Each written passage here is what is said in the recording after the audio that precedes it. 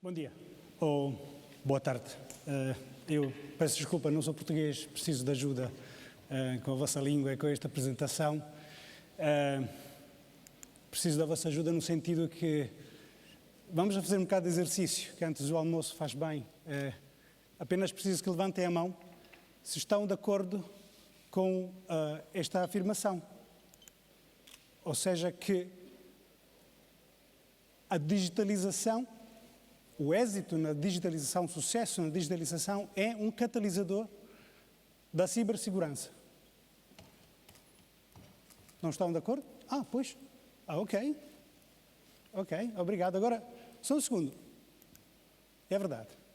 Levantem a mão outra vez se acharem que o mundo ocidental está à frente neste contexto. Poucos. Tem razão quem não levantou a mão. Porquê? Isto é um índice das Nações Unidas, não é Gartner, um estudo que se faz todos os anos para verificar o nível de desenvolvimento, podemos dizer, da cibersegurança das nações soberanas. Podem imaginar onde estão os Estados Unidos? Primeiro lugar, talvez.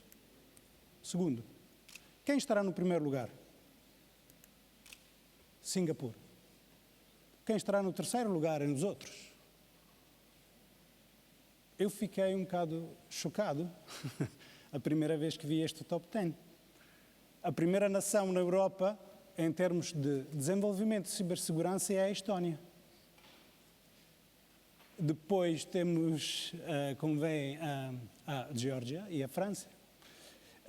É chocante porque às vezes nós achamos que existe uma relação, não é, no investimento que se faz na tecnologia da informação, é o nível de desenvolvimento da cibersegurança. Isto é a verdade, mas não é crítico. Ou seja, como este é um outro gráfico do mesmo relatório das Nações Unidas que mostra a correlação, ou a pouca correlação, entre estes dois fatores. Portugal está ali mais ou menos a um nível 0,5 do GCI, como muitas outras nações europeias. Então quer dizer que precisamos de mais alguma coisa, não é? Para dar um salto no sentido da cibersegurança. Qual é esta coisa? Nós achamos, olhando para as frases, não é, do príncipe de Dubai, por exemplo, ou da diretora do programa de digitalização da Estónia, que esta coisa é outra coisa, é coragem, é uma mudança também na cultura. A coragem do príncipe de Dubai a dizer que quer transformar Dubai num lab digital do governo. Ou, ainda mais importante, eu acho, as palavras da Managing Director da Estónia, que fala de confiança. Estivemos a falar de confiança também antes, não é? No sentido de blockchain. E também acho muito interessante a postura, dizer que nem os governos, nem outras instituições podem mexer com os dados das pessoas. E por isso que estão a basear muitas das coisas que estão a fazer em blockchain. Isto é, sinceramente, para pessoas como eu, que começaram a carreira em cibersegurança, ou segurança, não se falava de cibersegurança, é uma coisa forte. Aliás, nós na Gartner também falamos muito de confiança. A confiança está ao centro do modelo estratégico, podemos dizer, de segurança. Agora não vou pedir outra vez de levantar a mão, vamos mais depressa, mas a dinâmica é a mesma. Vamos olhar um bocadinho também a dinâmica do mercado da segurança, ok? E dos orçamentos. É verdade que os orçamentos de segurança continuam a crescer. Sim. É verdade que o driver primeiro para formar esses orçamentos de segurança são o número dos ataques, dos ciberataques, que cada ano são sempre maiores. Não. Vamos explicar porquê. É verdade que há uma barreira, a principal barreira no desenvolvimento do mercado, ou podemos dizer na formação, não é, do orçamento de segurança, é a falta de conhecimento, ou de awareness, não é, como se diz, do lado do negócio. Não é verdade. E é verdade que os principais fatores ou drivers do mercado de segurança são Não são muito em tecnologia, mas mais nos serviços e nos skills. Isto sim que é verdade. Vamos olhar porque estou a dizer estas coisas.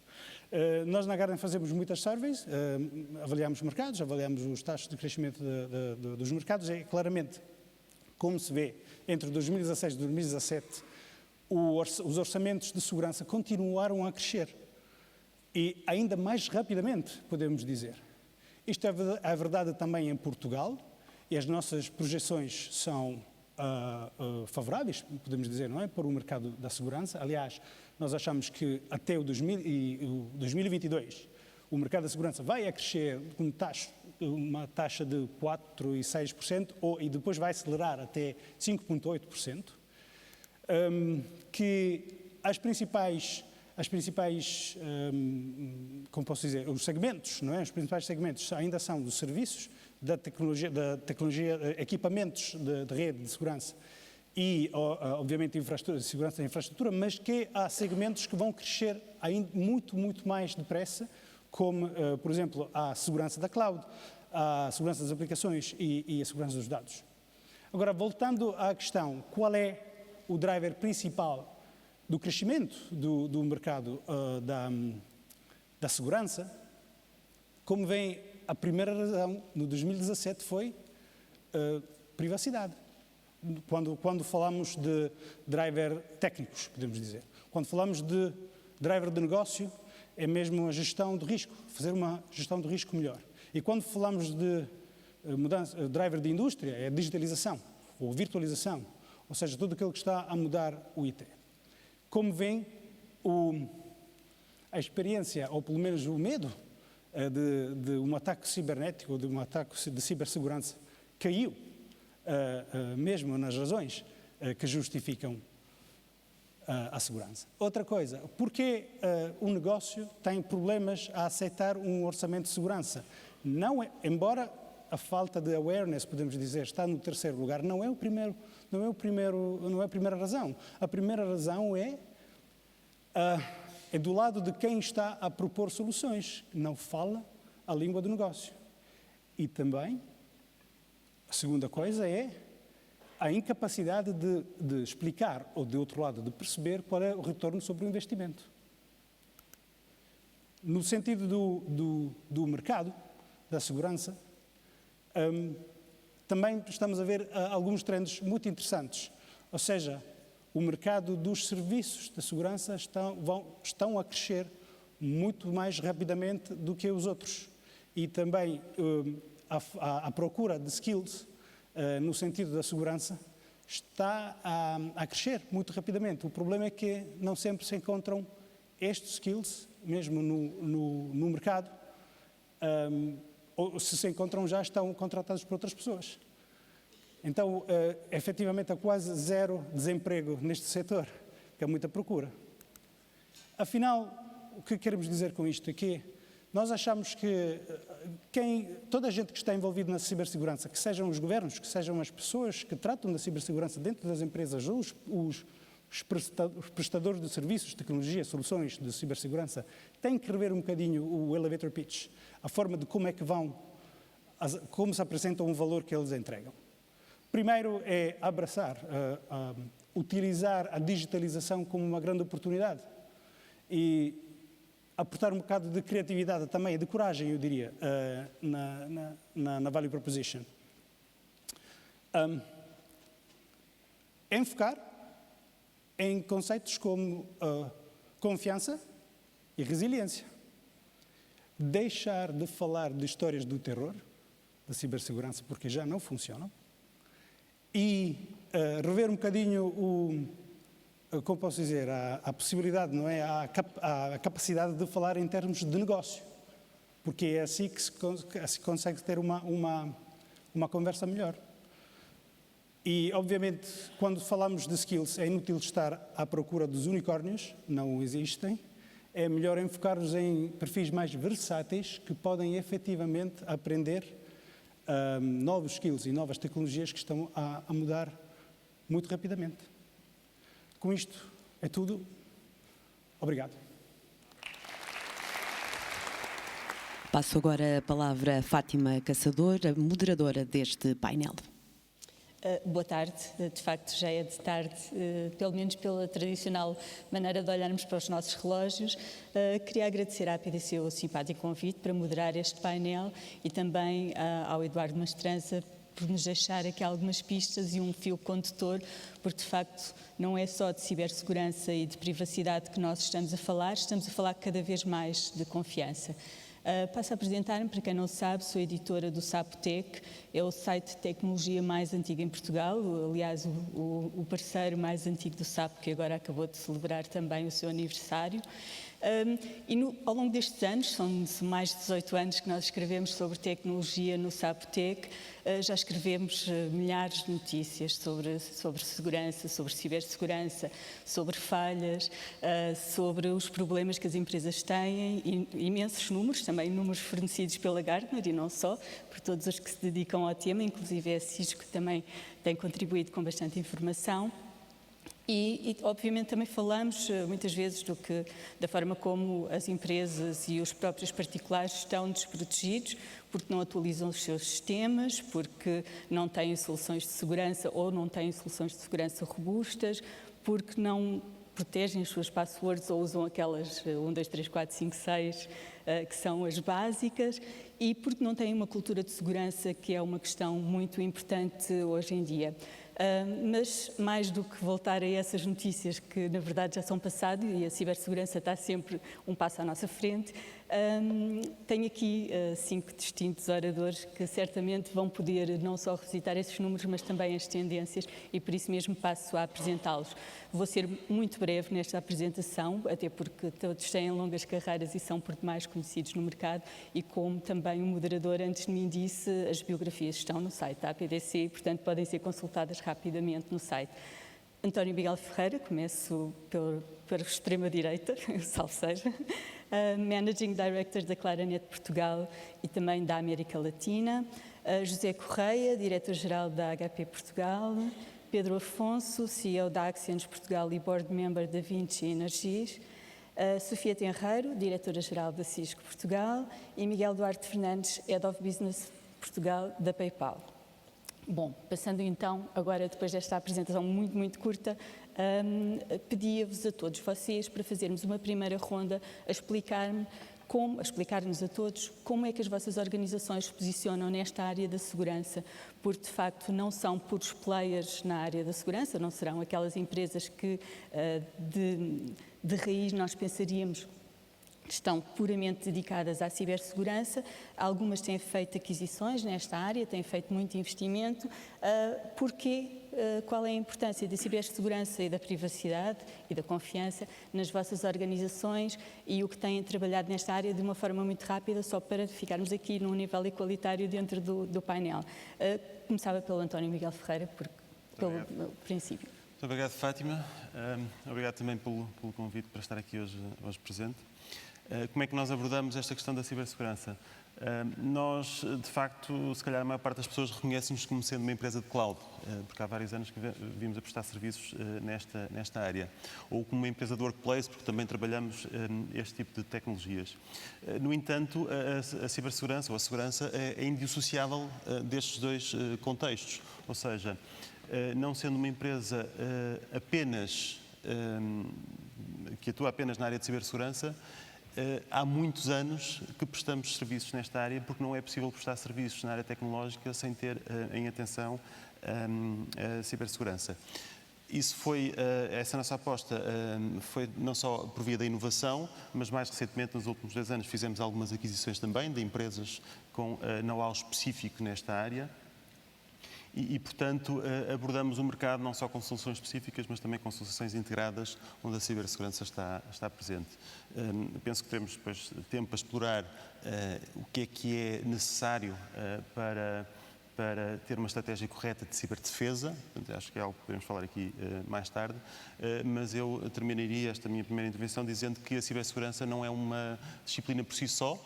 Obviamente que há empresas especialistas, mas é preciso também saber se aquilo que está do outro lado da fronteira, ou seja, só quando fazemos administração de sistemas, só quando gerimos bases de dados, só quando gerimos sistemas críticos e aplicações críticas dos nossos clientes e conhecemos também as vulnerabilidades que estão do lado do posto de trabalho, seja por via das tecnologias, seja pelas pessoas ou pelos processos instituídos, é que podemos verdadeiramente entender aquilo que é o fenómeno da cibersegurança e adotar as medidas mais corretas.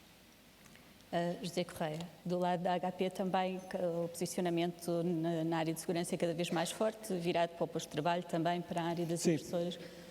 Ora, antes de mais, boa tarde a todos, obrigado à APDC pelo convite. A HP, a sua área de atuação, tem a ver com sistemas computacionais e impressão. E neste momento eu diria que toda a temática da segurança é um elemento core na inovação dos nossos produtos.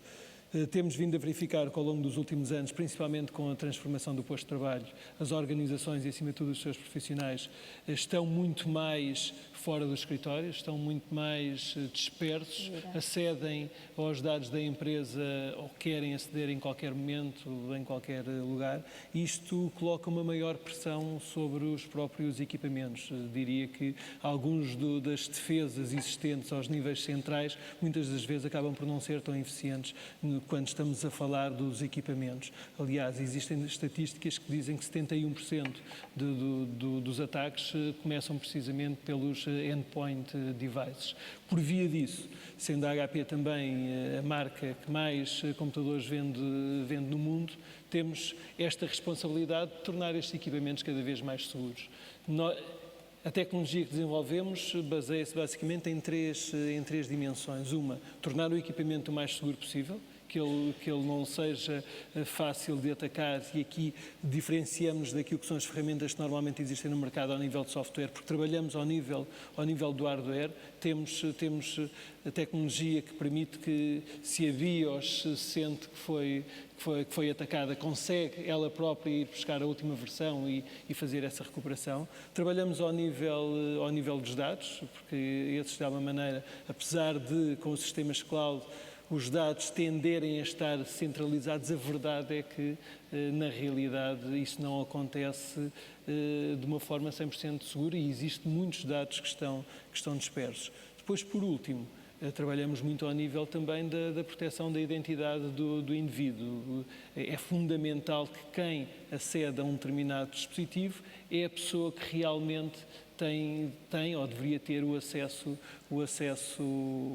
a esse equipamento. E aí trabalhamos com a autenticação de multinível, que conjuga reconhecimento facial com impressões digitais, com os métodos tradicionais de password. Pronto. E estas são as vertentes que estamos a desenvolver do ponto de vista da tecnologia, porque é sebejamente reconhecido que este tipo de equipamentos, sejam impressoras, sejam computadores, são uma das principais portas de entrada para os ataques que são feitos às organizações. Pedro Afonso, não ao nível do posto de trabalho, mas não só, cloud também, como é que a Axians se posiciona nesta área? Olha, eu acho este tema da cibersegurança um tema boring. Boring? É um tema chato, porque o tema é que a gente, quando fala destas coisas, tem que falar por forma a que as pessoas percebam o que a gente está a dizer. Eu, ao sábado de manhã, vou ali ao mercado de Alvalade comprar a fruta lá para casa, vou com a minha mulher, e se eu lhe falar de cibersegurança à senhora da frutaria, ela não vai perceber o que é que isto quer dizer. Portanto, mas se eu lhe falar de segurança e da segurança dos netos da senhora, ela já percebe, é uma linguagem que ela percebe. O tema é que nós hoje, como pessoas, nós não conseguimos dissociar a nossa pessoa psicológica daquilo que nós somos como seres, do nosso contexto digital em cada coisa que a gente faz na nossa vida. Do nosso contexto quando temos uma relação com o banco, do nosso contexto quando temos uma relação com o operador de telecomunicações, enquanto cidadão, em todas as atividades que nós temos na nossa vida. Portanto, quando nós fazemos uma distinção daquilo que nós somos, a nossa pessoa física e psicológica, do contexto digital, estamos-nos a enganar. O que quer dizer que não devemos dissociar de maneira nenhuma a segurança. Portanto, o que é boring na cibersegurança é o ciber, não é a segurança. Sim. Portanto, se deixarmos cair o ciber, isto está perfeito. E passamos a falar numa linguagem que todos percebem que tem que estar no centro da agenda da nossa vida. Porque nós sabemos que o maior problema de segurança está nos próprios utilizadores e nas próprias pessoas. Porque, como já foi dito aqui, as redes, os sistemas, os equipamentos estão preparados para resolver os temas. Mas se o meu filho instala uma coisa no computador que é enviado por e-mail e ele não está educado para não instalar aquilo, eu tenho um cavalo de Troia que não consigo resolver. Portanto, a cibersegurança para nós, quer dizer, nos temas das tecnologias de informação há 3 tipos de temas. Há os temas sexy, os da moda, que se fala todos os anos, há um tema sexy novo. Este ano é a inteligência artificial e o machine learning. Este ano, há 2 anos era a cloud, portanto isto vai evoluindo.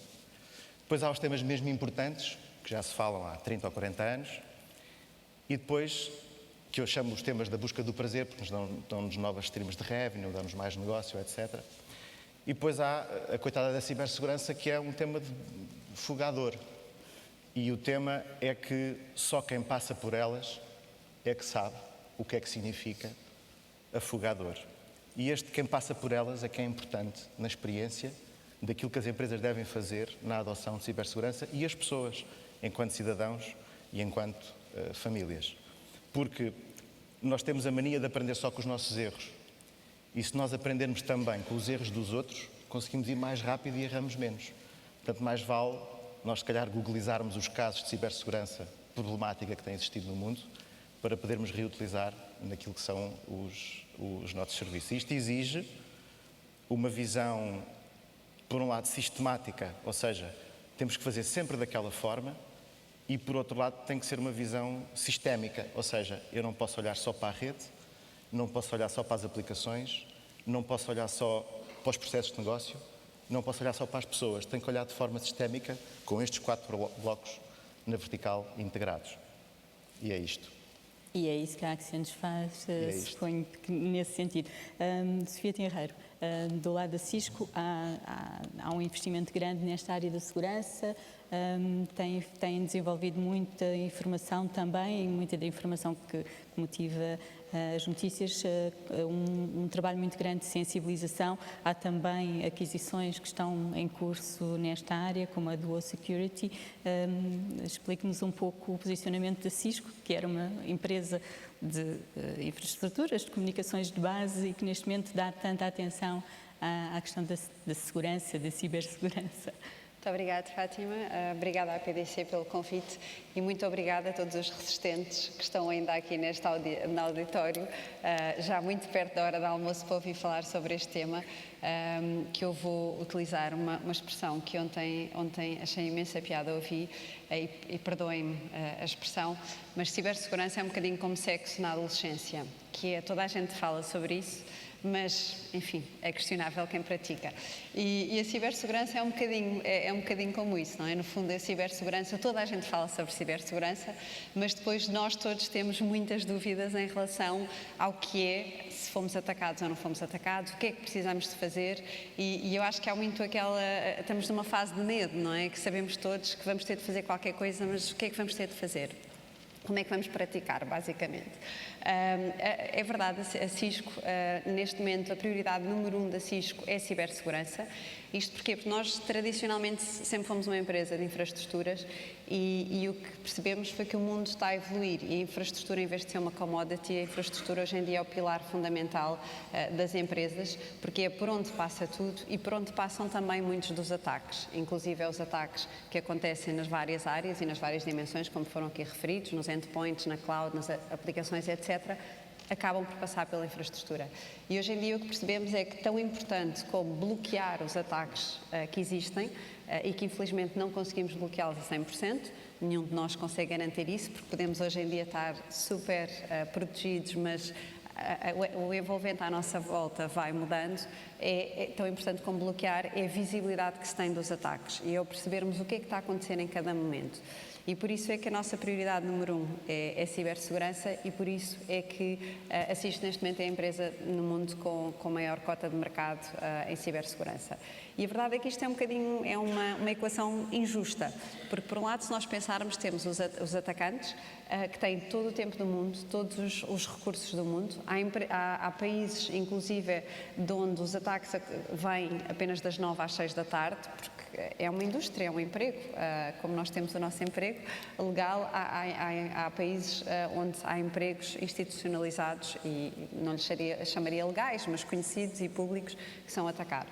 E, por outro lado, estamos todos nós a tentar defender-nos. E se os atacantes precisam de apenas uma vez para ter sucesso, para conseguirem ter benefícios, vamos lhe chamar assim, nós que estamos a defender precisamos ter 100% de sucesso em todas as vezes que acontece um ataque, porque nós não podemos deixar que esse ataque aconteça. Isto por um lado. Por outro lado, se falarmos de valores, e nós vimos um bocadinho aqui hoje os valores, para termos noção, estima-se que este ano o total de gastos da IT no mundo seja 3,7 trilhões de dólares.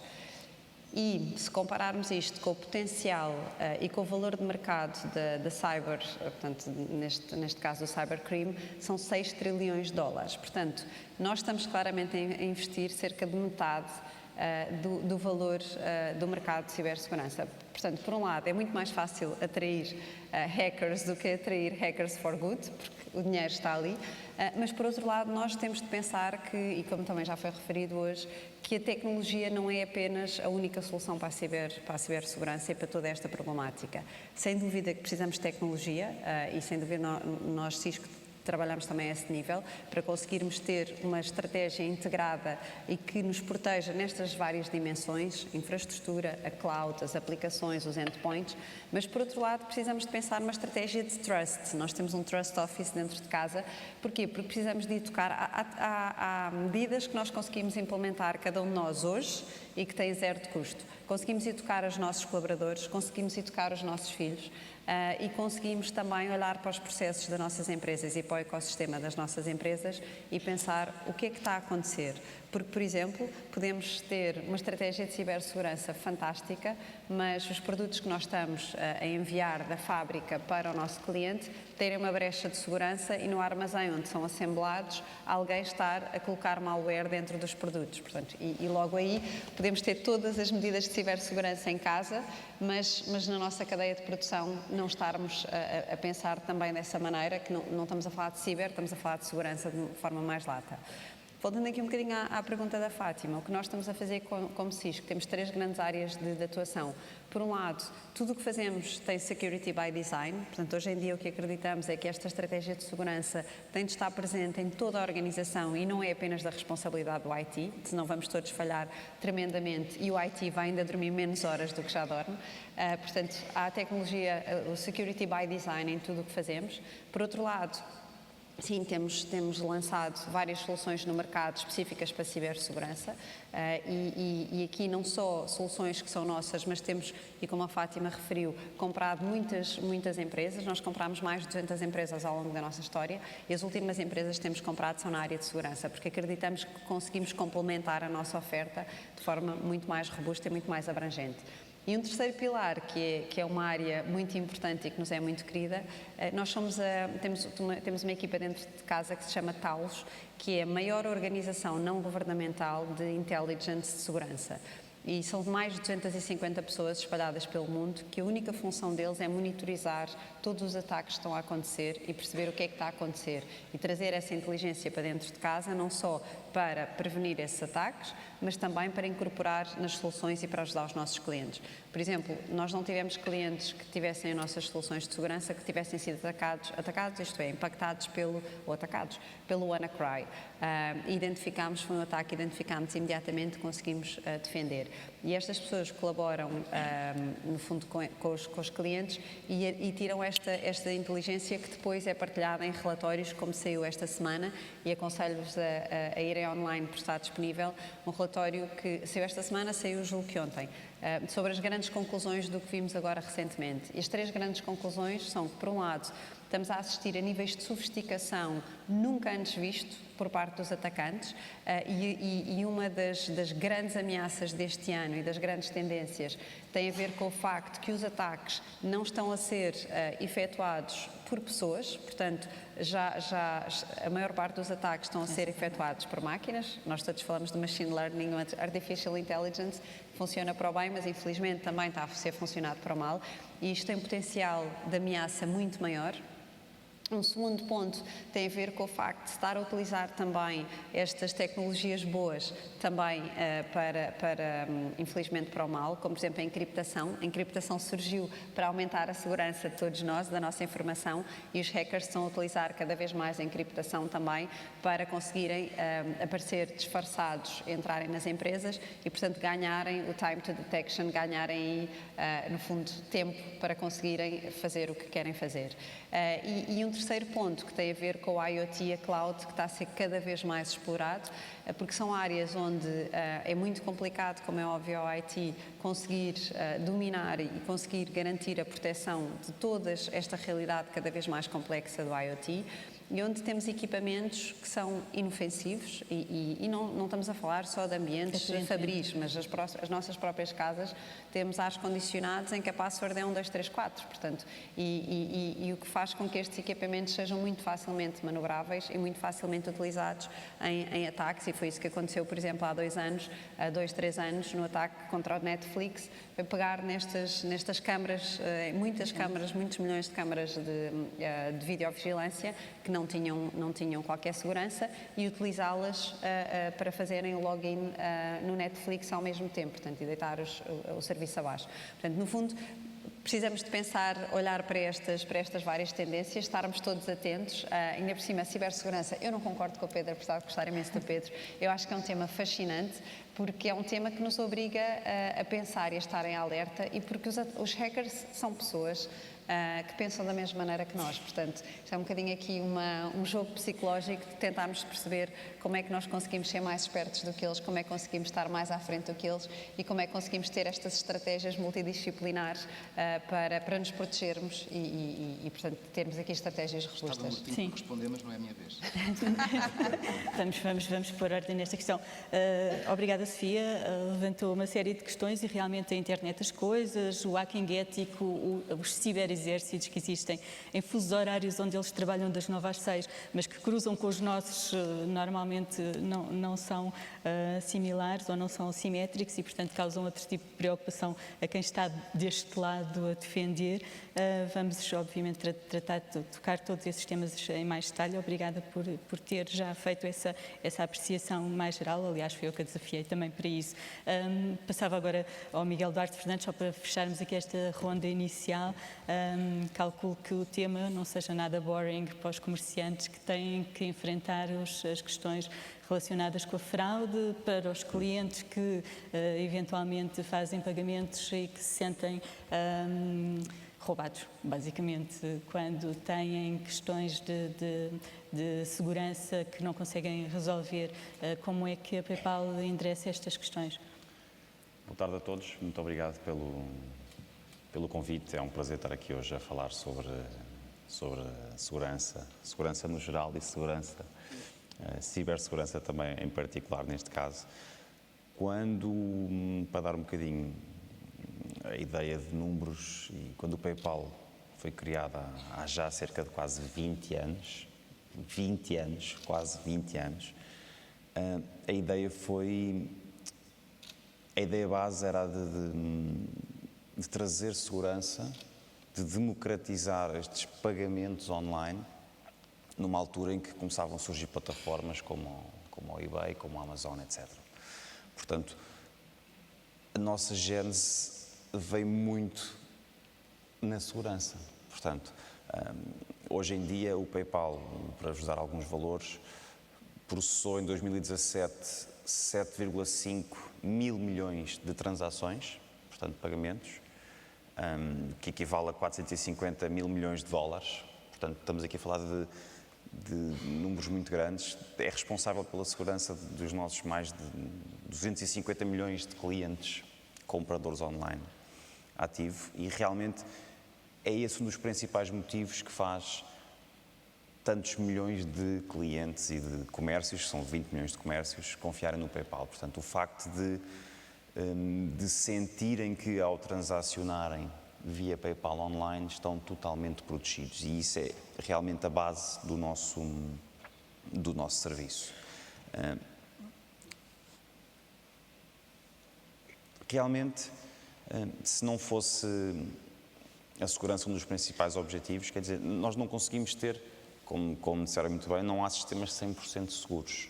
Aquilo que também nós não queremos é que comprar online seja uma dor de cabeça entre 10 passwords diferentes, tokens, etc. Portanto, o nosso principal desafio é manter o sistema o mais seguro possível, mas ao mesmo tempo o mais fácil possível de utilizar. O que é que acontece? Aquilo que nós fazemos é investir muito em tecnologia que nos permita tirar o trabalho do cliente que vai pagar. Portanto, nós hoje em dia, para quem não sabe, nós com o PayPal em Portugal temos um sistema em que permite a qualquer cliente abrir uma conta gratuita, portanto, para quem compra é totalmente grátis, não tem mensalidade, não tem fidelização, e pode usar qualquer meio de pagamento que se sinta mais seguro. Pode usar um cartão de débito, pode usar um cartão de crédito, pode carregar com multibanco, pode associar a conta bancária, tudo isto para que o cliente tenha vetor número 1, simplicidade, escolha, facilidade. E depois, cá está do outro lado, investimos na tal tecnologia que permite que o cliente saiba que a qualquer momento está protegido. Portanto, temos equipas espalhadas por todo o mundo, 24/7, sempre a analisar tudo o que são. Quando muito se fala no Big Data, imagino que é este Big Data de 200 milhões de clientes, 20 milhões de comércios, 7,5 mil milhões de transações. Portanto, há aqui... E o facto de sermos uma rede que tem, quer por um lado os clientes, como quer por um lado os comércios, sermos uma rede fechada, conseguimos ter uma rede muito pura, muito limpa, e é isso que as marcas gostam muito de trabalhar connosco. Como eu estava a dizer, o PayPal vai muito além em termos de segurança, e porque isso sabemos que é a base do simples pagamento online. Aquilo que nós queremos é oferecer segurança no processo de compra como um todo. Como é que conseguimos isso? Sabemos que uma das principais restrições que os clientes têm, por exemplo, é o facto de, ok, eu pago, o pagamento é seguro, os meus dados financeiros não são partilhados, mas como é que eu sei que o produto me vai chegar a casa? O que é que me garante? Quem é que me protege se o pagamento, os meus dados não foram, portanto, o meu pagamento até foi efetuado, mas quem é que me garante que o produto vai chegar a casa? Quem é que me garante que eu comprei um sapato e não me chega um chapéu? Portanto, e é exatamente aqui que o PayPal acrescenta uma layer extra de segurança. Não só no pagamento, os dados estão totalmente... e é isso que diferencia muito o PayPal de tudo o que é outros meios de pagamento, e etc, que é esta base extra de segurança ponto a ponto. Se eu tiver um problema com um produto que não me chega, eu não vou reclamar com a loja, porque ela já disse, eu enviei o produto, não tem nada a ver. Se usar outras instituições vai ser aqui complicado, mas eu sei que tenho aqui o PayPal a um clique que me vai ajudar a garantir que aquilo que eu comprei me chegou a casa. Portanto, e é este tipo de layer adicional de proteções, quer para quem compra, quer para quem vende, que faz que cada vez mais pessoas confiem exatamente no PayPal. Sim, é um serviço, a PayPal tem obviamente uma perspectiva bastante diferente dos outros oradores que estão aqui, porque presta um serviço e é sobre esse serviço que acrescenta segurança. Quando nós temos aqui neste painel empresas que fornecem essas ferramentas e esses serviços de segurança aos seus clientes. E era mesmo para falar também do lado da maturidade das empresas e como é que as empresas, todos vocês já foram referindo um pouco isso, mas é muito importante perceber como é que as empresas portuguesas estão em termos de maturidade face a estas questões da segurança, da cibersegurança. É um tema boring, é um tema que traz muito pain, é um tema sexy ou um tema de sexo adolescente, não sei, podemos usar se calhar aqui mais keywords destas, conseguimos manter a audiência mais interessada antes da hora de almoço que se aproxima. António Miguel Ferreira, qual é a vossa análise em termos de capacidade ou da maturidade das empresas?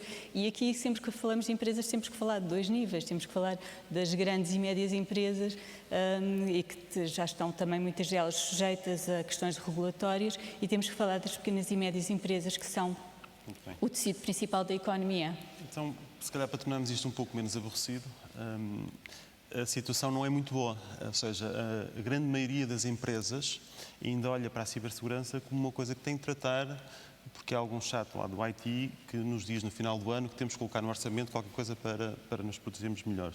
Portanto, obviamente que isso tem vindo a mudar nos últimos anos. E hoje em dia as grandes empresas e médias empresas estão mais preocupadas do que estavam antes.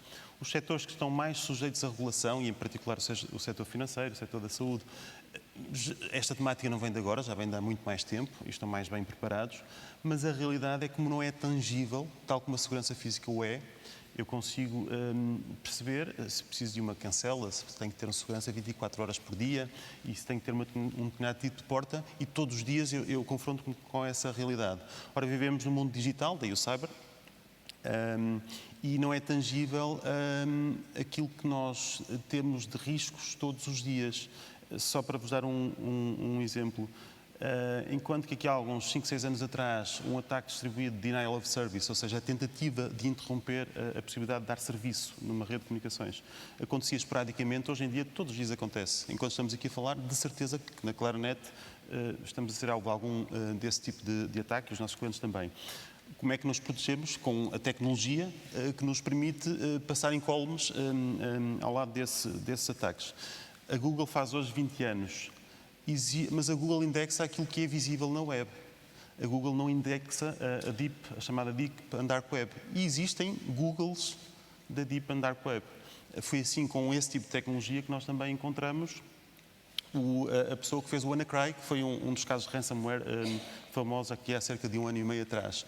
Ou seja, os boards, as direções, as empresas não estão muito atentos a esta temática porque é intangível, não é visível, mas quando nos atinge, aí é grave. E já temos visto casos públicos que vêm nos mídia. Há outros casos que não vêm nos mídia, de empresas que, de facto, sofrem perdas de informação, inacessibilidade aos seus dados, indisponibilidade de serviço.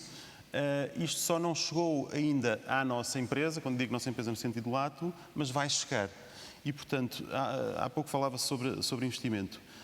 Eu não tenho números para vos dar, mas o investimento na área digital, a segurança digital, vai ser maior que o investimento na segurança física. Só não sabemos é quando, mas isso vai acontecer porque o mundo é cada vez mais digital. E, portanto, sentimos que tem havido uma evolução, também por conta da crise que nos assolou nos últimos anos e por alguma contenção de custos. A parte que sofre mais é a parte menos visível, e a cibersegurança se calhar não teve o protagonismo que deveria ter tido, mas está a ter cada vez mais, mas a realidade ainda não é famosa. Falamos muitas vezes de, dar um outro exemplo, testes de penetração, portanto testes de intrusão numa empresa.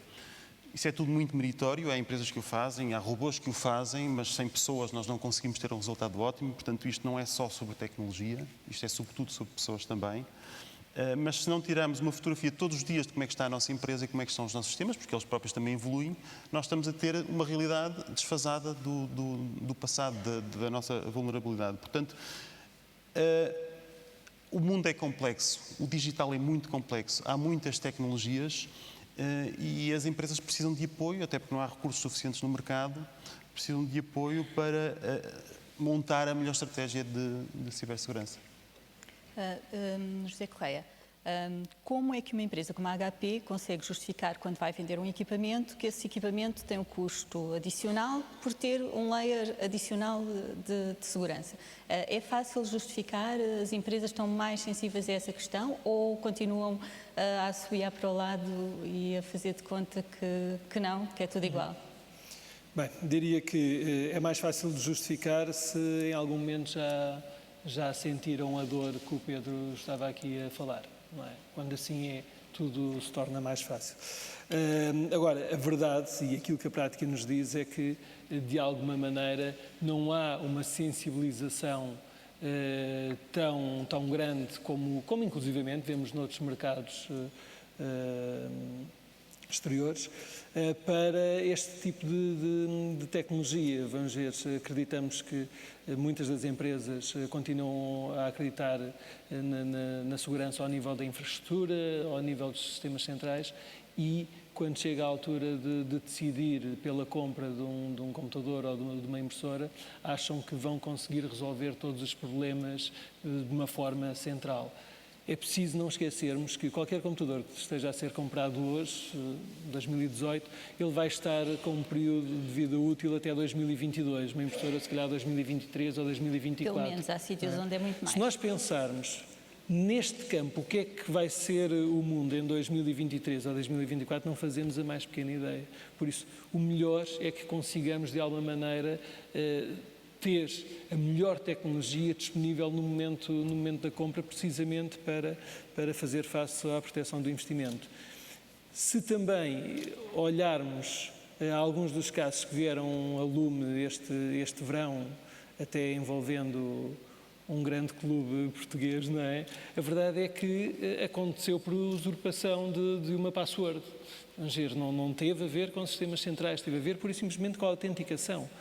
Algo que hoje em dia os sistemas já o permitem, seja pelo reconhecimento facial, seja por reconhecimento de impressão digital. Daí que vemos muitas empresas no mercado português, nossas clientes, que de facto já têm este nível de preocupação quando chega a hora de renovarem o seu parque informático, mas também eu diria que a larga maioria pura e simplesmente ainda não está a olhar para esse tipo de tecnologia ou de inovação. Certo. E ainda bem que trouxe aqui a outra keyword que nos faltava neste painel, que era futebol, portanto, que ajuda também a trazer mais interesse, e realmente esse é um tema interessante e ao nível da cibersegurança, da segurança, da autenticação, e não só, não é? Normalmente não se associa a usurpação de identidade, ou seja, não é normalmente associado a este tipo de coisas, mas de facto é a forma mais fácil de entrar num sistema. Hoje em dia acredito que já não existem passwords escritas em post-its nos monitores, não é? Mas quer dizer, acho que nenhum de nós punha a mão no fogo por isso. Eu não punha a mão no fogo por isso. É? Pronto, isto para dizer que a forma mais fácil ainda de entrar dentro de um sistema é por via de explorar a fragilidade humana. Não é? E a usurpação de identidade, de muitas formas se consegue fazer, e continua a ser a forma mais fácil e de alguma maneira mais eficiente. É verdade que a proteção dos sistemas centrais, de alguma forma, vai impedir que uma determinada ameaça se dissipe pela empresa, mas basta que haja um comprometimento de um único equipamento dentro da organização para já poder levantar uma situação de risco dentro daquilo que foi o Regulamento de Proteção de Dados que foi aprovado este ano. Basta um único equipamento que tenha informação que não está centralizada acerca de clientes, por exemplo.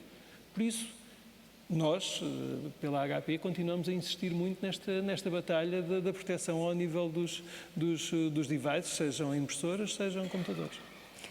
Pedro, boring ou não, este é um tema que os CIOs têm de certeza na sua agenda, se calhar não os CEOs e não ainda os boards, porque não sofreram a tal dor, porque não conhecem suficientemente os casos e acham que só acontece aos outros, que é uma coisa muito comum e não só em Portugal, ao contrário daquilo que nós muitas vezes achamos, isso é um problema português, mas não é um problema global.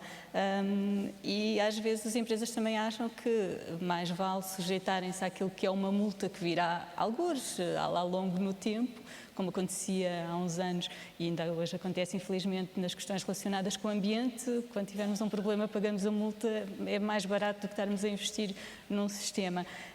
É isso que o Pedro encontra também nos boards,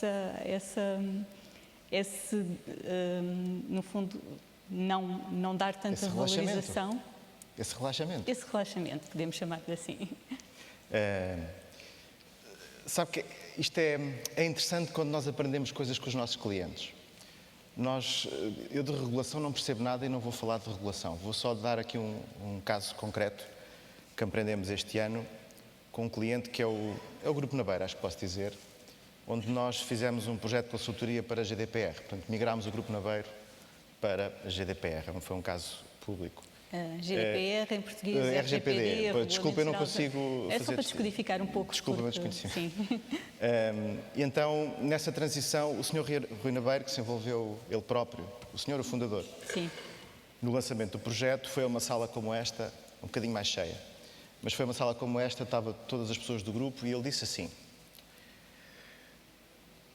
eu já faço GDPR desde 1950 e tal, foi quando ele fundou o grupo. Só que nessa altura eu ia sozinho com a carrinha verde que está lá fora no museu.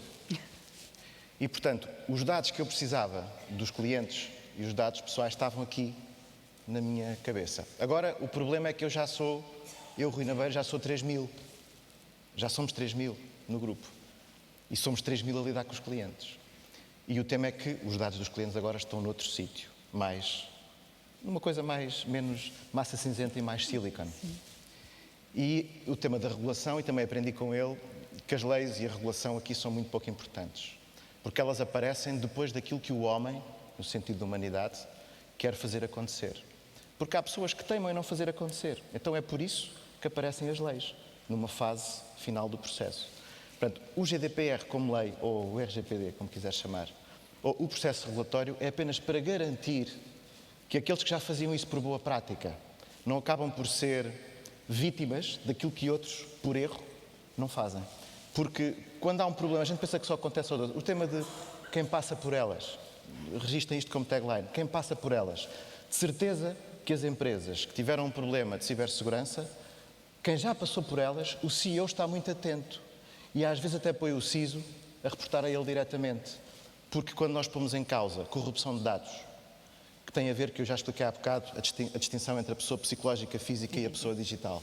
Quando não há aqui distinção, o tema de cibersegurança passou a ser um tema de negócio. E já agora passou a ser o ouro da empresa. Porque enquanto se nós olharmos para os dados e para a informação como um tema do silicon e das pessoas do IT, provavelmente fica arrumado. Se olharmos como um tema de negócio, aí é completamente diferente. Pois nessa construção, ainda tem aqui mais um fator. É que se olharmos para as sociedades, em termos de segurança, vamos tirar o ciber agora durante um bocadinho, mais um bocadinho, para tirar o boring do processo.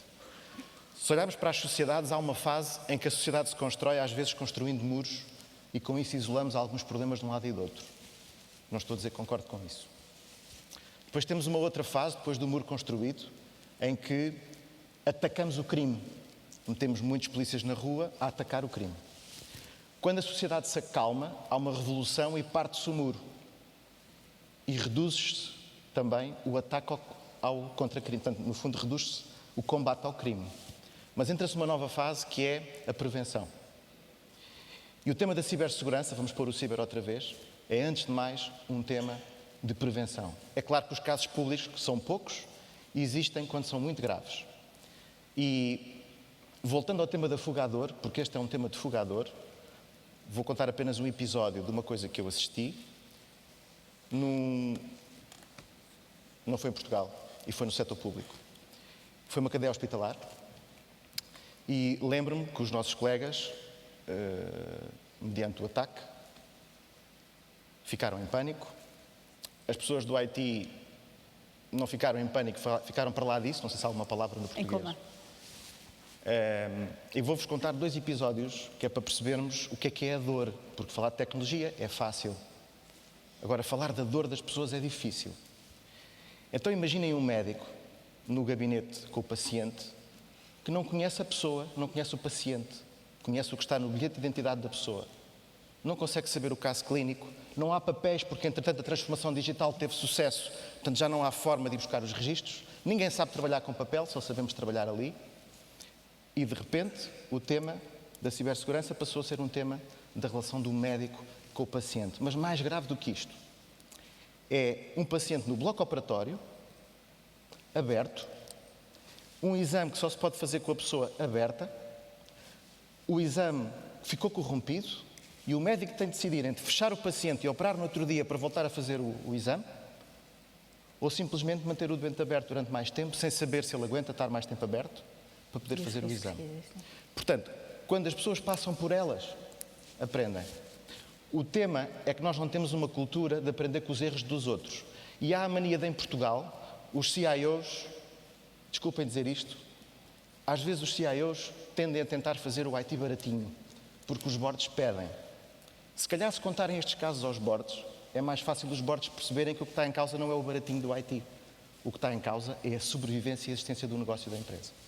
Sim, só uma questão, em relação à regulação, eu entendo perfeitamente o que está a dizer, mas a regulação também serve para uma outra coisa. Serve, por exemplo, para na necessidade de divulgar os data breaches, nós vamos ter muito mais visibilidade sobre aquilo que realmente acontece em termos de falhas de segurança nas empresas, porque elas vão ser obrigadas a divulgá-las, do que aquilo que existe atualmente. Porque muitas vezes, como bem disse também, as empresas que sofrem caladas e nunca ninguém sabe o que é que se passou Está-me a ali. levar novamente para a regulação. Pronto, então vamos lá outra vez. Vamos lá outra vez. O tema da regulação tem duas dimensões. Tem aquela que é óbvia e lógica. O GDPR, se pensarmos um bocadinho, é óbvia e lógica. Se eu não distingo a minha pessoa física da minha pessoa digital, eu tenho que me sentir minimamente protegido. É uma regulação óbvia e lógica. A regulação acontece sempre no fim de um processo de aculturação de uma sociedade, das empresas e também de uma indústria. E é nessa altura que a regulação aparece. Mas eu preferia novamente fugir da regulação e ir para a cultura e para a forma como nós educamos, nós todos, como é que nós nos educamos a lidar com isso. E agora falando um bocadinho de coisas mais concretas, porque estou a falar um bocadinho de filosofia, como é que isto se faz? O tema é, quando nós só pegamos numa parte do processo, ou na tecnologia, ou nas pessoas, ou nas aplicações, ou no processo de negócio, é curto. Temos que olhar para o tema como um todo. Então, a indústria tem desenvolvido um conceito, que é o conceito do SOC, que no fundo são centros de suporte de segurança, que estão permanentemente a monitorizar e a prever o que é que vai acontecer com as pessoas. Normalmente estes SOCs, quando são certificados, há um organismo que se chama CCERT, onde os SOCs têm que ser certificados, e aqui o tema é um SOC que esteja certificado só num país, numa empresa que não seja multinacional e que não seja global, tem um problema. Só recebe informação de potenciais ataques daquele país, recebe também de fora, mas aquilo que recebe de fora dos outros CCERTs é uma informação muito pouca, curta e só para os grandes temas. Quando nós estamos numa rede de SOCs, é completamente diferente. Podemos receber em relação aos pequenos temas e podemos partilhar informação global sobre esta matéria. E aqui veio o ponto de como é que a regulação pode ajudar neste processo. Porque nós podemos estar todos certificados, mas depois se há uma empresa ao lado que abre um cavalo de Troia e deixa entrar, e há uma aprendizagem que nós damos espaço a que os hackers e os penetration testers possam fazer alguma coisa, temos, de facto, um problema. É aí que a regulação pode ajudar. Mas acontece sempre no fim de um processo de aculturamento, no fim de um processo de uma viagem, em que tipicamente acontece quando já muitos passaram pela dor. Porque quando são poucos, é curto. Porque as pessoas ainda não entenderam que a cibersegurança é um tema transversal. Não há discussão de IT hoje, não há discussão de dados, não há discussão de analytics, não há discussão de Big Data sem garantir que os dados estão seguros. E é aqui que eu volto ao boring, deixo cair o ciber e ponho a segurança de nós todos em causa. Muito bem. A Sofia já discordou um pouco com o Pedro, não é nada boring, é super excitante. A questão de segurança, cibersegurança, é de facto um tema de negócio, mas é também um tema de cultura e nisso as empresas também têm ainda de trabalhar muito, como aliás também já foi referido, porque o tema da cultura faz-se sensibilizando todas as pessoas, a todos os níveis da empresa, para todas as situações e o ser humano é muito preguiçoso, é comodista e gosta de ter o post-it com a password, ou a ter uma password muito simples que usa para todos os serviços sem ter sequer a noção do impacto que isso pode ter no negócio. Como é que se faz essa transformação cultural também nas empresas? Fátima, acho que é muito importante e o que o Pedro disse, eu concordo totalmente, 100%, exceto a parte da boring. Exceto o boring. Isto porquê? Porque a cybersecurity e a segurança como um todo ainda é um tema que nós achamos que acontece aos outros. Lá está, enquanto não passamos por elas, achamos que acontece aos outros. E em Portugal, nós achamos que Portugal é um país pequeno, é um país simpático, toda a gente gosta, portanto, e há muitos países maiores no mundo, há muitas empresas maiores no mundo que faz sentido atacar. Temos um bocadinho aquela lógica de Banco de Inglaterra, não se podem atacar o Banco de Inglaterra, porque é que vem atacar aqui um banco pequenino em Portugal? Porque o Banco de Inglaterra tem muito mais dinheiro do que um banco em Portugal. E visibilidade. E a verdade é que os hackers pensam desta maneira e também sabem que o Banco de de Inglaterra, comparado, vai ter muito mais seguranças à porta e medidas de segurança muito maiores do que um banco pequenino em Portugal. Não a banca em Portugal, felizmente, está bastante avançada, mas usando aqui este exemplo. Portanto, o que é que acontece? Que é, por um lado, e fiquei contente, enfim, não fico contente, mas de alguma maneira foi positivo ver o estudo que vimos inicialmente, as duas grandes reações de empresas, não das empresas aqui presentes, de certeza, na audiência, por isso é que ainda continuam aqui a esta hora, nem das grandes empresas em Portugal, mas as grandes empresas, a maior parte das empresas em Portugal tem duas reações à cibersegurança, que é, por um lado, eu estou super protegido, não tenho problemas nenhuns e descanso à noite, temos imensas medidas implementadas e estamos ótimos, que é algo que não é verdade. Portanto, nós podemos estar super protegidos, mas o mundo à nossa volta evolui e temos de estar constantemente a monitorizar. E o segundo tema é qual é o return on investment desse investimento. E a verdade é que nós temos de pensar nisto de uma forma diferente, como já ouvimos hoje. E também não pensamos num seguro de saúde como qual é o return on investment do meu seguro de saúde. O que nós temos de perceber é qual é o bem mais valioso que nós temos na nossa empresa, que é aquele bem que nós não queremos ver devassado, seja a confiança dos nossos clientes, seja a informação que nós temos dos nossos clientes, que depois deriva na confiança ou falta dela, sejam os dados de cartões de crédito, seja uma fórmula mágica, seja, por exemplo, ontem ouvi um caso em primeira mão de uma empresa farmacêutica, não portuguesa, que estava a desenvolver um medicamento absolutamente inovador que ninguém mais tinha e precisamente essa equipa que estava a desenvolver o medicamento estava à parte do IT, porque disse assim, vocês IT, pronto, têm lá as vossas estratégias de segurança, etc. Nós somos uma coisa completamente à parte e não podemos ser impactados pelas vossas medidas de segurança, as vossas regras, vamos ser muito mais lentos. Portanto, ninguém nos ataca, estamos aqui, ninguém nos conhece. E de repente foram contactados por um broker de informação, imagino que toda a gente saiba o que é, mas na internet, no dark web, há brokers de informação, que o que fazem é vender informação, compram informação e vendem informação. Óbvio que não é de forma lícita. E de repente eles foram contactados por um broker de informação que lhes apresentou informação de uma fórmula de um medicamento absolutamente diferenciador, brutal, que estava a ser desenvolvido. Eles, por curiosidade, não sabemos se eles a compraram ou não, mas por curiosidade viram e a informação que lhes estava a ser vendida era a informação do seu próprio medicamento que eles estavam a desenvolver de forma ultra secreta e que desistiram de desenvolver, porque já estava na internet. Portanto, nós hoje em dia temos de perceber que isto é algo que está a acontecer todos os dias, a toda a hora. Portanto, quando nós olhamos para a segurança, não podemos ter, e eu não podia concordar mais com o Pedro, a abordagem de temos de ter um IT pobrezinho, baratinho, porque a verdade é que precisamos todos de custar OPEX. É verdade, e nós estamos num mundo super difícil, onde cada uma destas pessoas está na audiência, nós próprios, temos de fazer mais com menos. Temos de perceber como é que nós conseguimos gerir bem os recursos que temos para ter o máximo de soluções credíveis, algumas as a service, que sem dúvida nos dão mais garantias, outras perpétuo, etc. Mas para percebermos como é que nós conseguimos ter essa estratégia de segurança que nos permita fazer face aos ataques, que são muitos, e de forma concertada. E parando aqui um bocadinho na questão dos ataques, são muitos, para terem noção, nós, por dia, bloqueamos, esta equipa Talos, que vos falei há pouco, bloqueamos 20 bilhões de ataques por dia.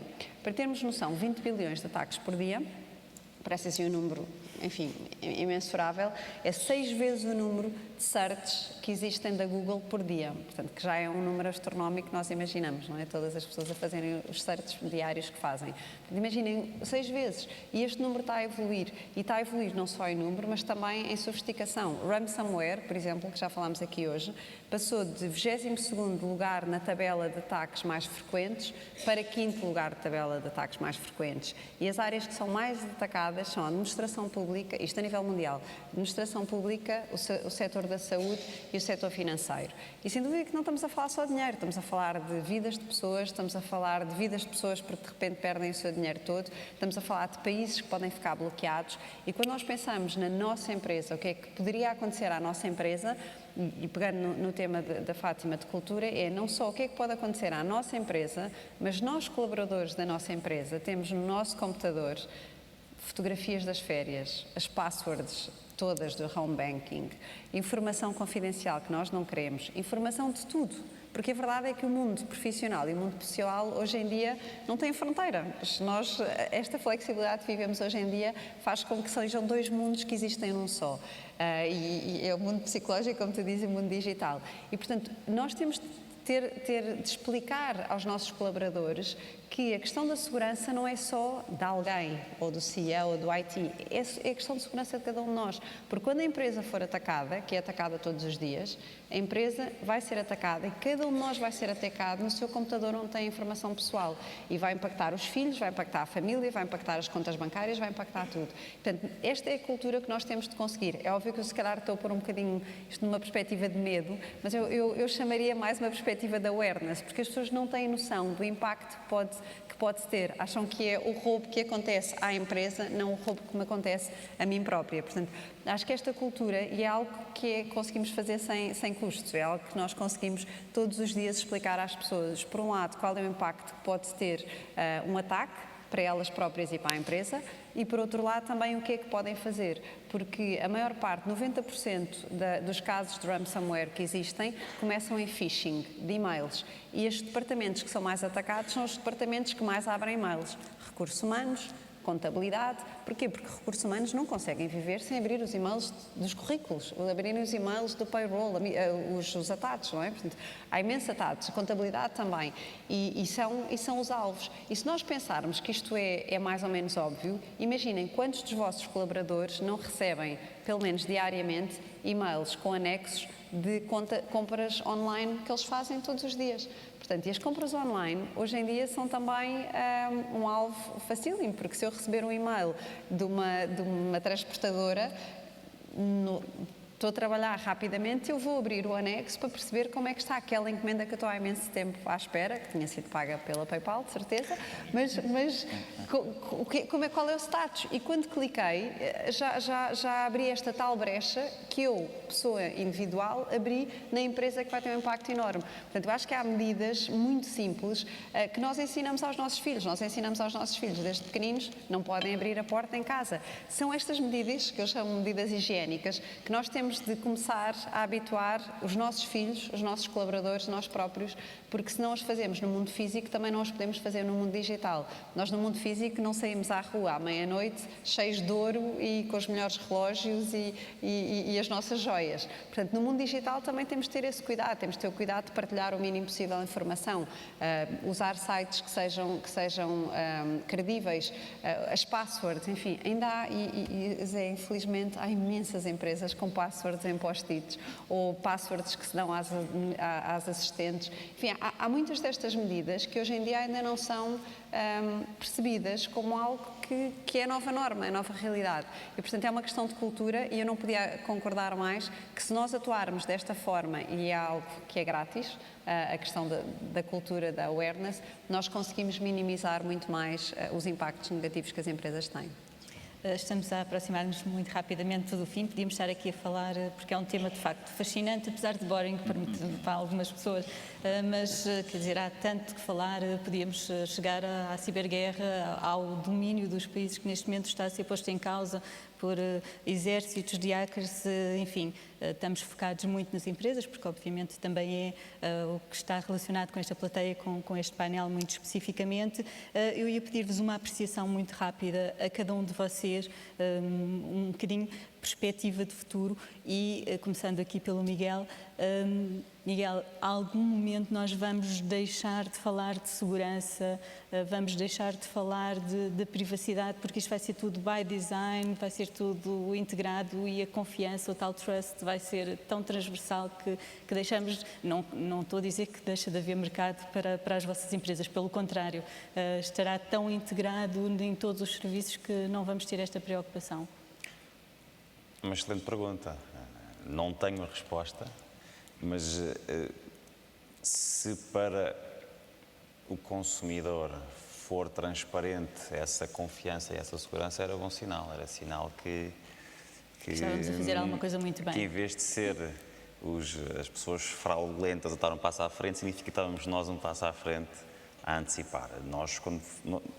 E é um bocadinho isso que cada um de nós tenta fazer, é dar um passo à frente. Há 15 anos, quando inventámos uma coisa que agora está muito na moda, que é a tokenização, que é o facto de não termos que andar a partilhar dados financeiros por todo lado, portanto, o cliente introduz, portanto, confia numa instituição, neste caso no PayPal, os dados financeiros são tokenizados e a partir daí nunca mais são partilhados com nenhuma outra instituição. Imaginem que expira o cartão crédito ou débito e temos que ir aos Spotify, aos Netflix aqui e trocar os dados do cartão. Quer dizer, nós, não só pela simplicidade, mas como pelo risco de estar a inserir os dados. Queremos que não seja necessário, exatamente o nosso grande objetivo é esse, é o de trazer essa paz de espírito quando compra online. E é isso que uma das razões pelo PayPal ter crescido tanto é exatamente o facto de haver algumas pessoas que acabaram por se queimar, viram o que custou, olham para o lado, mas nunca, não, eu estou protegido porque eu sei que se me acontecer mal, os meus dados nunca são partilhados. Portanto, este word of mouth tem feito muita gente, cada vez mais, em Portugal, temos mais, ou seja, se virmos para o tamanho de Portugal, o facto de termos 700 mil contas cliente ativas do PayPal, um crescimento, duplicámos tamanho nos últimos 3 anos, quer dizer, significa que o produto é realmente bom. E isso faz com que a pessoa tenha a tal paz de espírito, pelo menos naquilo que lhe é muito querido, que é o dinheiro que lhe custa a ganhar. Ou seja, é o facto de eu saber que, mesmo que por algum motivo a minha password seja descoberta ou por qualquer malware, quando é feita a primeira transação fraudulenta com o PayPal, quer dizer, para além do cliente receber os alertas todos que fez aquela transação, muito rapidamente o PayPal consegue detectar que, ou seja, nos casos em que permite que a transação seja feita, o cliente consegue muito rapidamente obter o reembolso dessa transação e basta mudar a password. Imagine perder um cartão e ter não só o trabalho de ter que ficar à espera do cartão, como ter que trocar o cartão todos os lados. Quer dizer, tentamos aqui exatamente isso, é que a pessoa, quando compra online, tenha aquela paz de espírito de os meus dados não vão ser partilhados, os dados financeiros. Inclusivamente temos até produtos que são utilizados pelas principais marcas e felizmente em Portugal cada vez mais se começa a ter esse produto, que é o produto que faz com que os clientes não tenham sequer que se registar. Só tenho que lhe pedir para ser Vou acabar.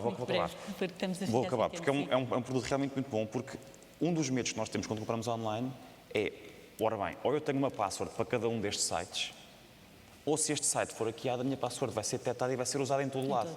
Portanto, uma das coisas que o PayPal também inventou já há uns anos é o facto de eu poder comprar sem registro.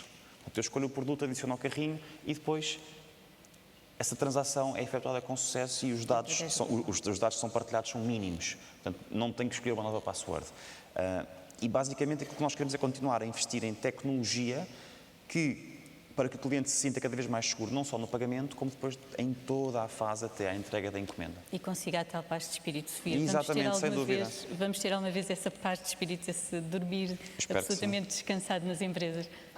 Os nossos avós tinham a chave na porta, não é? E dormiam com a chave na porta do lado de fora. Hoje em dia nós não fazemos isso. Portanto, eu acho que o mundo evolui e por isso nós sabemos que há hackers que estão 24 horas em qualquer parte do mundo a atacar-nos. Isso não vai mudar, porque a partir do momento em que é mais rentável roubar informação, e informação hoje em dia é o novo petróleo, as pessoas vão estar sempre a tentar roubar a nossa informação e a tentar bloquear hospitais, a tentar bloquear instituições, porque isso é rentável e vai haver sempre quem pague o resgate. Portanto, enquanto houver sempre quem pague o resgate, vai ser lucrativo. Portanto, eu acho que nós todos vamos evoluir para deixarmos de ter passwords em post-its, para passarmos... Hoje em dia é impensável nós não termos uma password no nosso telemóvel. Já é algo que não... Bem, mais de 50% das pessoas em Portugal não têm, pelos últimos números. Mas deveria ser impensável. Portanto, já temos 50, vamos ser positivos. Mas a verdade é que há estes hábitos que nós nós vamos estando alerta por exemplo, eu não entro, já me aconteceu o meu home banking mudar de imagem e eu não coloquei a minha password e o meu login enquanto não fui à procura de uma confirmação de que tinha efetivamente existido uma mudança de imagem do banco. Portanto, eu acho que nós vamos estar alertas da mesma maneira que estamos alertas para a nossa segurança física. E a segurança muda, porque a segurança física também mudou, não é? Hoje em dia temos uma questão como o terrorismo e nós todos não deixamos de viver por causa disso, agora temos se calhar medidas ou estamos mais alertas por causa disso. Na cibersegurança também, eu acredito que com esta proliferação e a maior publicação de dados, que as nossas empresas vão perceber que claramente há muito risco em não investir em tecnologia, há muito risco em não pensar nesta forma integrada de ciber com segurança física, há muito risco de não investir na cultura dos nossos colaboradores e das nossas crianças. Eu sou uma apaixonada por este tema.